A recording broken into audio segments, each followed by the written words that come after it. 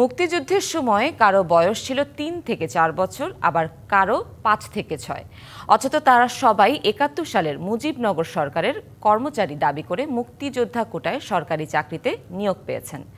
কিভাবে ওই বয়সে মুক্তিযুদ্ধে অবদান রাখলেন বা কিভাবেই মুজিবনগরের সরকারের কর্মচারী ছিলেন, কি বা মধু আছে সাব রেজিস্ট্রার পদে, এমন প্রশ্নের উত্তর খুঁজতে গিয়ে অনিয়মের মাধ্যমে কোটি কোটি টাকার অর্জনের পাশাপাশি তাদের শিক্ষা সনদ ও বয়স জালিয়াতির তথ্য বেরিয়ে এসেছে। কিন্তু এসবের কোনো উত্তর নেই আইন মন্ত্রণালয় বা নিবন্ধন অধিদপ্তরের কারো কাছেই।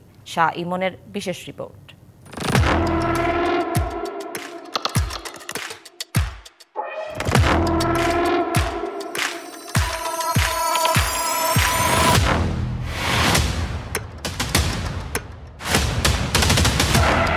লুৎফর রহমান মোল্লা নীলফামারীর জলঢাকার সাব রেজিস্ট্রার নিয়োগ পেয়েছেন ২০০৯ সালে মুজিবনগর সরকারের কর্মচারী অর্থাৎ মুক্তিযোদ্ধা হিসাবে। অথচ এনআইডি কার্ড বলছে ৭১ সালে তার বয়স ছিল ৫ বছর। সাব রেজিস্ট্রার হিসাবে নিয়োগ পাওয়ার পর থেকে তার বিরুদ্ধে অভিযোগ অবৈধভাবে কোটি কোটি টাকা অর্জনের। দুর্নীতিবাজ হিসাবে ব্যাপক পরিচিতি থাকলেও ৫ আগস্ট সরকার পরিবর্তনের পর গত ১৮ নভেম্বর তাকে মুক্তিযোদ্ধা হিসাবে তার চাকরির সময় আরও ১ বছর বাড়ানো হয়। বহু চেষ্টার পর দেখা মিললেও ডিবিসির ক্যামেরা দেখেই সটকে পড়েন লুৎফর রহমান। একই রকমভাবে নিয়োগ পাওয়া সর্বশেষ নরসিংদীর সাব রেজিস্ট্রার সোহরাব হোসেন সরকার মুক্তিযুদ্ধের সময় যার বয়স ছিল ৬ বছরের কাছাকাছি। মুক্তিযুদ্ধে কোথায় বা কিভাবে অংশ নিয়েছেন জানতে চাইলে নিয়োগকর্তাকে প্রশ্ন করতে বলে টেলিফোনের লাইন কেটে দেন। সোহরাব ভাই বলছেন? তা আপনি কি মুজিবনগর কোঠায়, মুক্তিযোদ্ধা কোঠায় চাকরি নিয়েছিলেন?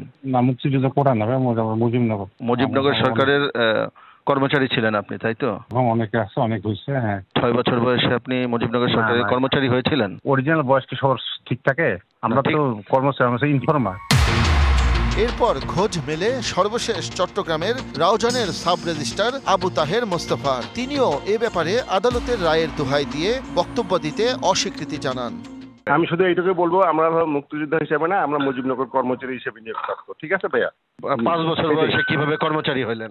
জি ভাই, এই বিষয়ে আমি আর কিছু বলবো না, আপনি নিয়োগকারী কর্তৃপক্ষের সঙ্গে কথা বলবেন। শুধু এরাই নন, আওয়ামী লীগ সরকারের আমলে মুজিবনগর সরকারের সার্টিফিকেট নিয়ে মুক্তিযোদ্ধা হিসাবে প্রায় ১৯০ জনকে সাব রেজিস্ট্রার পদে আত্মীকরণ করা হয় উচ্চ আদালতের নির্দেশে।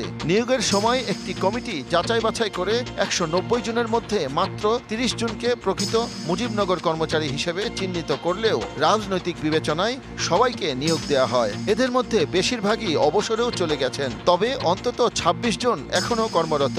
কিন্তু এত কম বয়সে কিভাবে মুক্তিযোদ্ধা বা মুজিবনগর সরকারের কর্মচারী, এর কোনো উত্তর দিতে পারেনি আইন মন্ত্রণালয় ও নিবন্ধন অধিদপ্তর।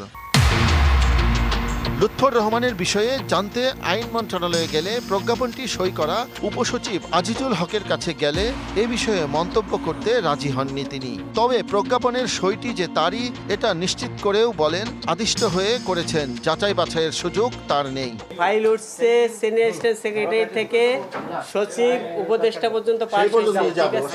আমাকে মিডিয়ায় কথা বলা একদম বারণ। পরে ডিবিসি নিউজ এ বিষয়ে জানতে আইন মন্ত্রণালয়ের আরেক যুগ্ম সচিব ও আইন উপদেষ্টার সাথেও যোগাযোগ করলে তারা পরামর্শ দেন সাব রেজিস্ট্রার ইস্যুতে কথা বলার জন্য নিবন্ধন অধিদপ্তর অর্থাৎ আইজিআর এর সাথে যোগাযোগ করতে। আইজিআর এর অফিসে কথা বলতে গেলে ক্যামেরার সামনে কথা বলতে রাজি হননি মহাপরিদর্শক। তার দাবি, সাব রেজিস্ট্রারের নিয়োগ ও বদলি তার দপ্তর থেকে হয় না, শুধু দেখভালের দায়িত্ব তাদের। এই যে আগে মুজিবনগর সরকারের কর্মচারী হিসেবে তো চাকরি পাইছে, তাহলে বৈধ কি অবৈধ ওটা নিয়ে তো এখন কোশ্চেন আসতেছে। আমরা সরকারি কর্মচারী কোনো ক্যামেরার সামনে আসতে পারি না। আপনারা লেখেন না ভাই, আপনারা তদন্ত করেন, লেখেন, সবকিছু করেন। যাদের বয়স মুক্তিযুদ্ধের সময় ৩, ৫ বা ৬ বছর, তারা কিভাবে মুজিবনগর সরকারের কর্মচারী হয়? মুক্তিযুদ্ধ বিষয়ক উপদেষ্টাকে এমন প্রশ্ন করলে তিনি জানান, তাদের চিহ্নিত করে আইনগত ব্যবস্থা নেওয়া হবে। ডেফিনেটলি উনিও মুক্তিযোদ্ধা, উনি তো মুক্তিযোদ্ধা হইতেই পারেন না। মুক্তিযুদ্ধের সময় যার মায়ের বিয়ে হয় না, এরকম অনেক মুক্তিযোদ্ধা। আমি মুজিবনগরের কর্মচারী ছিলাম, আমি সংবাদ বাহক ছিলাম, আমি গোয়েন্দা ছিলাম, এই সমস্ত নানান কথা দিয়ে এই মুক্তিযোদ্ধা তালিকা ভারী করা হয়েছে। আদালত তো মুক্তিযোদ্ধা নির্ণয় করে দিতে পারে না। মুক্তিযোদ্ধা নির্ণয়ের জন্য সরকারের বিধিবদ্ধ সংগঠন আছে, প্রতিষ্ঠান আছে। এই প্রতিষ্ঠান যাকে পাহারা দিতে দিছে তারাই ঘাস খাইছে।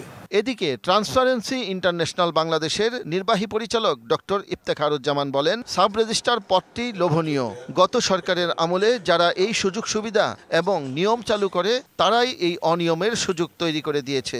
এখানে নিয়োগ প্রক্রিয়ায় যে অনিয়ম প্রতারণা হয়েছে, যে মুক্তিযোদ্ধা হওয়া না সত্ত্বেও মুক্তিযোদ্ধা কোটা বা মুজিবনগর কোটা ইত্যাদির নামে যেটা হয়েছে সেটা হচ্ছে যে এর ফলে যারা সুবিধাভোগী, যারা সাব রেজিস্ট্রার হিসেবে নিয়োগ পেয়েছে তারা যেরকম প্রতারণা করেছেন, যারা এটা করে দিয়েছে তারাও কিন্তু সমানভাবে দায়ী বলে আমি মনে করি।